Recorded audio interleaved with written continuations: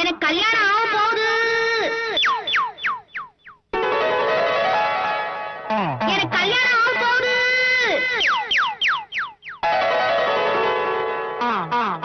எனக்கு கல்யாணம் ஆக போகுது.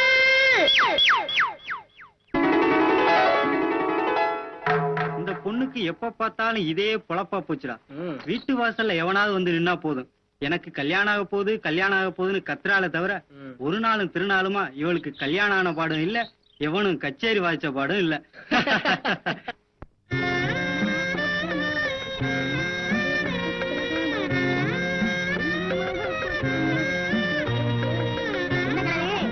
மும்மரமா நடக்குதா? என்ன மணிக்கு வந்து இப்பதான் வேலையெல்லாம் முடிச்சுட்டு வரியா? ஆமா, மறி கொழுந்து வேலைய முடிச்சிட்டு மறி நிறைய கட்டிட்டு வந்திருக்கா. அதுல நீ கொஞ்சம் அவுத்து வாங்கிக்க. ஏன் கழுவி, உனக்கு என்ன வேற வேலையே கிடையாதா? எப்ப பார்த்தாலும் அவளையும் திட்டிக்கிட்டே இருக்க. இன்னும் என்னடி பொம்பளையா லட்சணமா நடந்து வாராளா பாரு. என் சக்திக்கு இது வரைக்கும் 10 மாப்பிளைய பாத்துக்க. ஆம்பளை மாதிரி இருக்கான்னு அத்தனை வயல்களும் ஓடி போயிட்டாங்க. அதுக்கு தகுந்த மாதிரி கொஞ்சமாவது அடக்கமா ஒடுக்கமா நடந்து வாராளா பாரு. இவன் இல்லாட்டி இன்னொருத்தன் வராமல போயிருவான், விடுவியா? அதானே கிழவிக்கு நல்லா எடுத்து சொல்லுக்கா.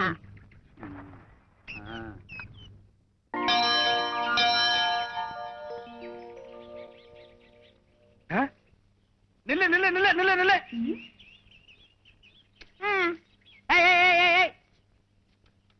நில்லு நில்லு நில்லு நில்லு நில்லு. ஓ மறி கொழுந்து, எனக்கு இப்பதான் புரியுது பொண்ணு பார்க்க வந்தவெல்லாம் ஏன் கட்டிக்க மாட்டேன்னு போயிட்டாங்கன்னு. என்ன மறி கொழுந்து, கல்யாணம் ஆகணும்னா அங்க பாரு, உடனத்தை கன்னி பொண்ணுங்கெல்லாம் குளிச்சுட்டு ஈரத்தலையோட பிள்ளையார் சிலையை சுத்திட்டு இருக்கும் போது நீ மட்டும் இந்த சிலையை சுத்தினா எப்படிமா உனக்கு கல்யாணம் ஆகும்? பிள்ளையார் சிலையை சுத்தினா தாமா கல்யாணம் ஆகும். அதை விட்டுட்டு இந்த சிலையை சுத்தினா 10 மாப்பிளை வந்தாலும் பாத்துட்டு போயிட்டே தான் இருப்பாங்க. புரியுதா? சும்மா என்ன என்னமோ பெருசா விவரம் தெரிஞ்ச மாதிரி பேச வந்துட்டேன். நானும் என்னமோ ஏதோன்னு பயந்துட்டேன். எட்டி நில்லு. எங்களுக்கு விவரம் பத்தாது, நீங்க விவரத்தோட இருக்கீங்க. இதெல்லாம் நேரம்னா இப்ப நான் கேக்குறேன், எதுக்காக இந்த சிலையை சுத்துறேன்னா உன்னை சுத்த விடுவேன். அண்ணே, நீங்க சொல்றதும் கரெக்ட் தான். நானும் அந்த பிள்ளையார் சிலையை ரொம்ப நாளா சுத்திக்கிட்டு இருந்தேன். வர்ற மாப்பிள்ளையெல்லாம் என்னைய பிடிக்கலன்னு பாத்துட்டு வேற போயிட்டாங்க. அப்புறம் ஒரு நாள் யோசனை பண்ணி பார்த்தேன், அந்த பிள்ளையாருக்கே ஒழுக்கமா தனக்கு ஒரு பொண்ணை பார்த்து கட்டிக்க பக்கல்ல. இந்த முருகனை பாத்தியா, 2 பொண்டாட்டியை தேடி கட்டிக்கிற யோகிதை இருந்திருக்கு அவருக்கு. 2 பொண்டாட்டியை கட்டிக்கிட்ட முருகன் எனக்கு ஒரே ஒரு மாப்பிள்ளைய பார்த்து கட்டி வைக்க மாட்டாரான்னு. அதனாலதே அந்த பிள்ளையார சுத்தாம இந்த முருகரை சுத்தினாலாவது எனக்கு சீக்கிரமா ஒரு கல்யாணம் நடக்குமேங்கிற ஒரு நப்பாசையதே சுத்திக்கிட்டு இருக்கேன். நீ நினைக்கிற மாதிரி விளையாட்டுத்தனமான விவரம் இல்லாத பொண்ணு நான் ஒண்ணும் இல்ல. ஆமா சொல்லு. இந்த ஓட்ட ஓடுறாரு, சும்மா அப்படியே ஓடி புடிச்சு விளையாடலாம்னு தான். என்னப்பா சொல்ற? வயசாச்சு, உனக்கு அறிவு இருக்கா? உன்னை யார் கிளவி காப்பி எடுத்து சொன்னது? எங்க இந்த மாதிரி கொண்டு அண்ணா கிளவிய வையாதீங்க. நான் தான் கிளவி கையில காப்பியை கொடுத்தம் விட்டேன். என்ன மாதிரி கொண்டு உன் விளையாட்டு தனத்துக்கு அளவே எல்லாம் போச்சா? 15-20 பேர் வந்து பாத்துட்டு போய் உனக்கு எந்த மாப்பிளை சரியா வரலங்கிறதுனால கஷ்டப்பட்டு நம்ம நாட்டாமையா பக்கத்து ஊர்ல இந்த மாப்பிளை வர வச்சிருந்தாரு. விவரம் கட்டதனமா நடந்து அவரை விரட்டி விட்டிய. இப்ப எதுக்காக நீ கிளவி கட்ட காப்பி கொடுத்து விட்ட? உனக்கு என்ன கேடு? நீ கொண்டு வந்து கொடுத்து தொலைக்க வேண்டியதானே? மன்னிச்சிருங்க அண்ணே, கிளவிதே சொல்லுச்சு. அது புருஷே அதே எங்க ரங்குன் தாத்தா அந்த பொண்ணு பார்க்க வரும்போது கிளவி கையாலதான் காப்பியை கொண்டு போய் கொடுத்துச்சான். அதுக்கப்புறம் வேற மாப்பிள்ளை தேட வேண்டிய அவசியமே இல்லாம போயிடுச்சான். தாத்தா கிளவியை கட்டிக்கிறேன்னு உடனே ஒத்துக்கிட்டாராம். நானும் இத்தனை தடவை வந்த மாப்பிள்ளைகளுக்கு என் கையால காப்பியை கொடுத்து பார்த்தேன், ஒண்ணுமே ஒத்து வரல. இந்த மாப்பிள்ளையாவது ஒத்துக்கணுமேங்கிற நப்பா சொல்லுது. கிளவியோட ராசியான கையில காப்பியை கொடுத்து எது எப்படியோ மறைக்கும். இந்த ஜென்மத்துல உனக்கு கல்யாணம் நடக்குங்கிற நம்பிக்கை எனக்கு இல்ல. நான் வர்றேன்.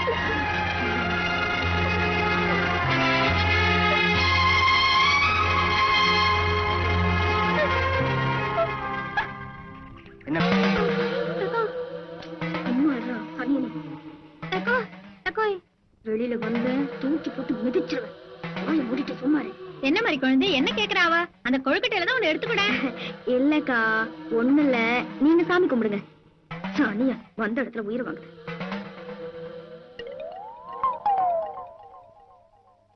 ஐய சேலையெல்லாம் ஒண்ணுக்கு போயிட்டா. அப்பவே யக்கா யக்கானா நீதான் கண்டுக்காம இருந்த. இங்க பாரு தரையெல்லாம் அசிங்கப்படுத்திட்டா. எந்திரிடி. துணியெல்லாம் வேற ஈரம் ஆயிடுச்சு. இங்கேயே வெளியே போனாலும் போயிருவேன்.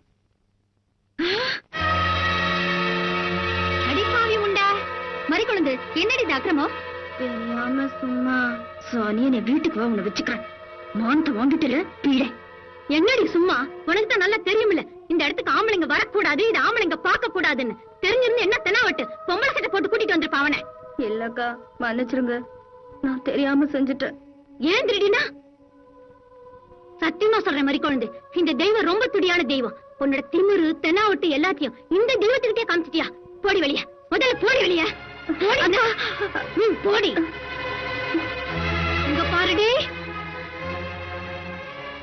இந்த ஜென்மத்துல மட்டும் இல்ல, இன்னும் 7 ஜென்மத்துக்கும் உனக்கு கல்யாணமே நடக்காது. கண்ணி கழியணும்னு மண்டி போட்டு வேண்டிக்கிற ராத்திரி சாமிய பழிச்ச உனக்கு கழுத்துல தாலி கட்டுறதுக்கு ஒருத்தன் வரமாட்டான். ஆமா, வரவே மாட்டான்.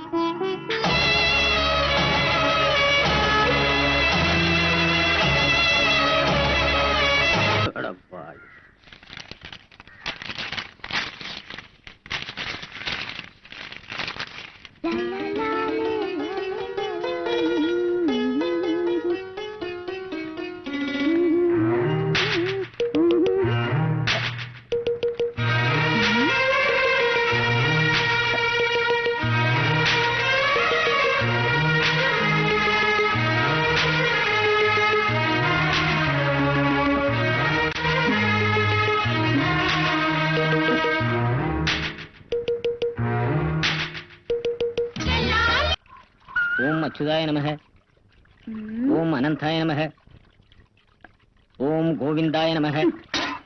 யோ யோ யோ ஐயரே, இப்ப ஏதோ ஒரு 3 பேரை சொன்னியே, அவங்க எல்லாம் உனக்கு தெரிஞ்சவங்களா? ஏன் மறிக்கொழுந்து? இல்ல, அந்த 3 பேர்ல கல்யாண வயசுல யாராவது இருந்தாங்கன்னா என்னைய பொண்ணு பார்க்க வர சொல்லலாமே கேட்டேன். யோ, இப்ப நான் என்னத்த சொல்லிவிட்டேன்னு இந்த சிரிப்பு சிரிக்கிறேன்? சொல்லுவேன்னா? ஆமா, நோக்கியே இந்த நினைப்பு. நீதான் வர்ற மாப்பிள்ளை எல்லாம் கலாட்டா பண்ணி அனுப்பிச்சிடுறிய. இனிமேலும் நோக்கு கல்யாணம் நடக்கும்னு நினைச்சுட்டு இருக்கிய. அத நினைச்ச எனக்கு சிரிப்பு வந்துடுது. சிரிப்பையா? நல்லாவே சிரிப்பேன். ஏயா, கண்ணங்கரையில கறி கட்ட மாதிரி இருந்துகிட்டு முதுகுல ஒரு நூலையும் சுத்திக்கிட்டு நீயும் இந்த ஊருக்குள்ள ஐயர்னு சொல்லிக்கிட்டு தெரிஞ்சுக்கிட்டு இருக்க. நாங்களும் நம்பிக்கிட்டு இருக்கோம். ஆனா எனக்கு கல்யாணம் ஆக போகுதுன்னு சொன்னா மட்டும் நீ நம்ப மாட்டல்ல? நேரம் ஐயா, எல்லாம் என் நேரம்தே. மறிக்குழுந்து, காலங்காத்தால நான் தான் நோக்கு கிடைச்சேனா? சந்தியாவந்தனம் பண்ண விடாம வந்து ஏன் என்ன தொல்லை பண்ற? நோக்கு இப்ப என்ன வேணும்? நான் என்ன உங்ககிட்ட 1/2 கிலோ அரிசி பருப்பு தான் நான் கேட்க போறேன். ஒண்ணுமில்ல ஐயரே, நேத்து கல்யாண வீட்டுல மந்திரம் சொல்லிக்கிட்டு இருந்தியே, அந்த மந்திரத்தையே அந்த பொண்ணு மாப்பிள்ளையும் திருப்பி திருப்பி சொல்லிக்கிட்டு இருந்தாங்களே, அத அவங்க அர்த்தம் புரிஞ்சுட்டே சொன்னாங்களா இல்ல அர்த்தம் புரியாம சொன்னாங்களா? அசடு அசடு, சொல்ற மந்திரத்தையே திருப்பி சொல்றது இல்ல. இந்த லட்சணத்துல யாரு இந்த காலத்துல அர்த்தம் புரிஞ்சுன்னு சொல்றா? ஆமா, இதையே நீ கேக்குற? ஒண்ணுமில்ல ஐயரே, நாளை பின்ன எனக்கும் ஒரு கல்யாணம் நடந்துச்சுன்னு வச்சுக்க, நீதே வந்து மந்திரம் சொல்லி தாலி எடுத்து கொடுக்கணும். அதுக்கு என்ன, பேஷா எடுத்து கொடுத்தா போச்சு. அதெல்லாம் கொடுத்துருவ. அதுக்கு முன்னாடி நீ சொல்ற மந்திரத்தையே நானும் அர்த்தம் புரியாம சொல்றதை விட என்ன அர்த்தம்னு கேட்டு தெரிஞ்சுக்கிட்டு போலான்னு வந்தா என்னமோ பெருசா உன் தவத்துக்கு எடுத்துட்டா மாதிரி இந்த விரட்டு விரட்டுறியா?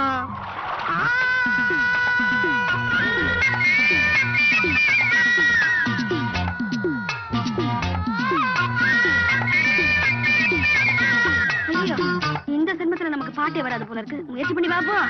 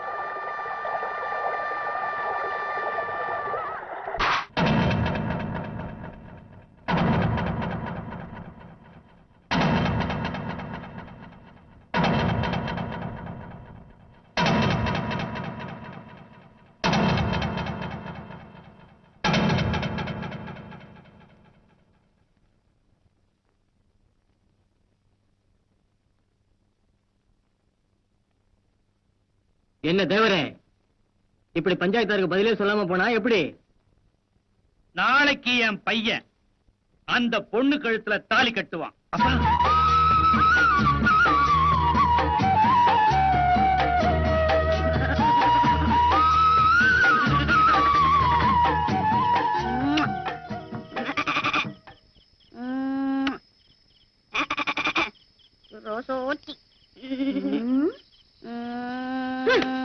ஏண்டி விடிஞ்சா கல்யாணம், நான் தனியா கிடந்து தவிக்கிறேன்.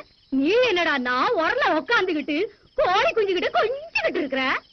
என்ன கிழவே கொஞ்சம் குழந்தை போடி.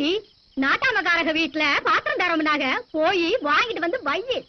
போடி நான் போறேன் கிழவி, கத்தாத. அட சீக்கிரம் போடி.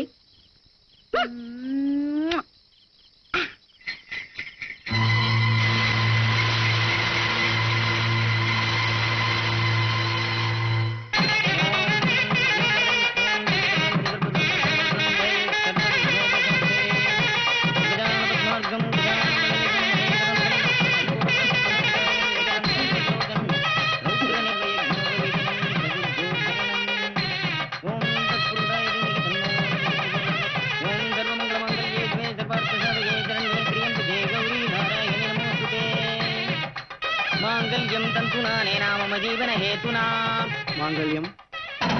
தந்துனானேன மம ஜீவன ஹேதுனா. இந்த மஞ்ச கயித்தை உன் கழுத்துல கட்டுற நானு என் உடல் பொருள் ஆவி அத்தனையும் உனக்கு தாரவாத்து கொடுக்கிறேன். மனசாலையும் உடலாலையும் இன்னைக்கு இணைகின்ற நமது இல்லற வாழ்க்கையில இனிமே பிரிவே இல்லை. கண்டே பத்னானி சுபகே தொஞ்சீவ சரதசதம். கண்டே பத்ராபி சுபகே சஞ்சீவன சாம்சரம். ஒருத்தருக்கு ஒருத்தர் விட்டு கொடுத்து வாழ போற நம்மோட வாழ்க்கையில நீ இருக்க இன்னொரு பெண்ணை நான் மனசாலையும் நினைக்க மாட்டேன். இப்படி நீயும் அவனும் மாத்தி மாத்தி மந்திரம் சொல்லி ஒருத்தருக்கு ஒருத்தர் உறுதிமொழி எடுத்துக்கிறது தான் மறிக்குழந்து.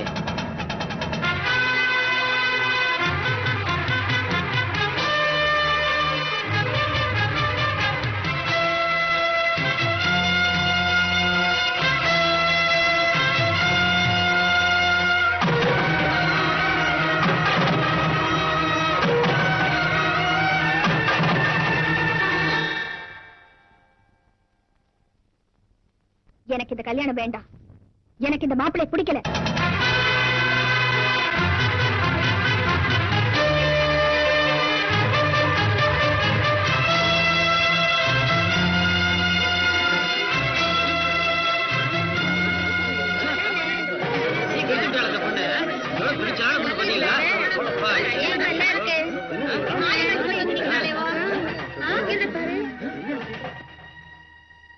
மறிக்குழுந்து, உன் மனசுல என்ன நினைச்சிட்டு இருக்கிற? எதுக்காக இந்த கல்யாணம் வேணான? எதுக்காக இந்த மாப்பிள்ளை வேணான? அவனுக்கு என்ன குறை? அவன் என்ன நொண்டியா முடமா? அவன் கால்ல விழுந்து கெஞ்சாத குறையா கேட்டு அவன் கையால உன் கழுத்துல தாலி கட்டலான்னு இருந்த. எதுக்காக வேணான? அங்கேதே நீங்க தப்பு பண்ணிட்டீங்க தேவரையா. இந்த உலகத்துல கல்யாணம் ஆகாம இருக்கிற ஒவ்வொரு கன்னி பொண்ணுக்கும் தாலி மட்டும்தே முக்கியம்னா ஒவ்வொருத்தையும் தாலி எடுத்து தானாவே கட்டிக்கலாமே. ஒரு மனுஷன் கையால கட்டுற தாலி போட்டு மனசுக்கு பக்கத்துல என்னைக்கும் தொங்கிட்டு இருக்கிறதே அந்த மனசுக்குள்ளார அவன் என்னென்னைக்கும் இருக்கணுங்கிறதுக்காதே. இல்லைன்னா கழுத்துல கட்டுற அந்த புனிதமான தாலியை கையிலயோ காலையோ கட்டலாம்னு பெரியவங்க சொல்லிருப்பாளே. நல்ல மாப்பிள்ளையா வரமாட்டாளான்னு ஒவ்வொரு பொண்ணும் ஆசைப்படுற மாதிரி இத்தனை காலமும் நான் ஆசைப்பட்டது என்னமோ உண்மைதே. ஆனா மனசு வேற ஒருத்திக்கிட்ட கொடுத்துட்டு வெறும் மஞ்ச கைத்த மட்டும் என் கழுத்துல கட்ட நினைக்கிற உங்க மக மாதிரி ஒரு மாப்பிள்ளைக்காக சத்தியமா நான் காத்திருக்கல.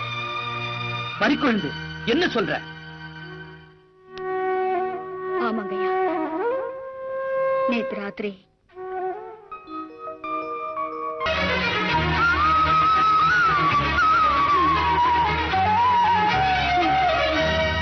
மறிக்குழந்து, இப்படி கொஞ்சம் வா.